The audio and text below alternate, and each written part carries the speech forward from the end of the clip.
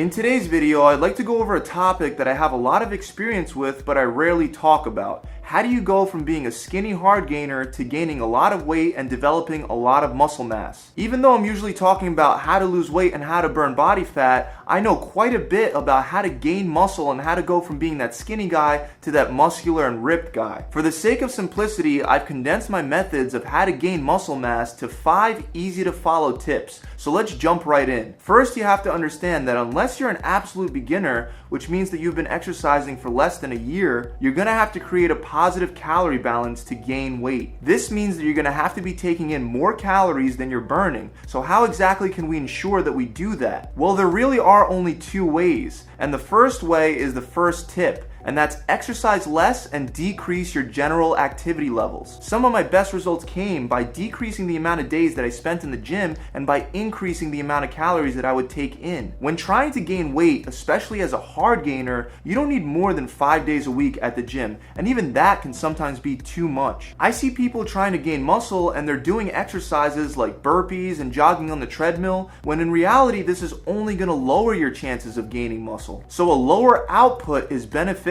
for bulking up, gaining weight, and gaining muscle mass. The second tip is based on the other way that you could create a caloric surplus, and that's by increasing the amount of calories that you're taking in by eating more food. If you're really serious about building muscle, you're not just going to try to get your calories up by eating junk food. I think it's pretty obvious that increasing your calories by eating more ice cream and donuts is not going to build muscle in quite the same way as sticking to healthy sources of carbs, fats, and proteins. Whenever I would try to bulk up, I would always have a lot of carbs, and the reason for that is because carbs are your body's preferred source of energy. So by having a lot of carbs, you'll prevent your body from going into a catabolic mode and breaking down muscle tissue for that same energy. I've never really been very carb sensitive, so I would be able to have more than double my body weight in carbohydrates while bulking. You can have less than this if your body is carb sensitive, but the point is, don't be afraid to up your calories when trying to gain muscle. After all, that muscle has to be made from some kind of energy source. If you're really serious about building that muscle, you'll calculate the exact amount of macros that you need to bulk up. I've already made a video on this topic that I'll include as a link in the description. The third tip is to have a slow digesting source of protein right before bed. This is very important because while you're sleeping is when your body's recovering the most, and it's also probably going to be the longest period of time that you're going to go without eating. You want to give your body the amino acids it needs to rebuild those muscles bigger and stronger. A couple good examples of slow digesting sources of protein are cottage cheese, casein protein powder, steak, chicken, salmon, turkey, and nut butters. If you want to take this to the next level like I did, you can wake up in the middle of the night and have a protein shake ready to go to get some extra calories in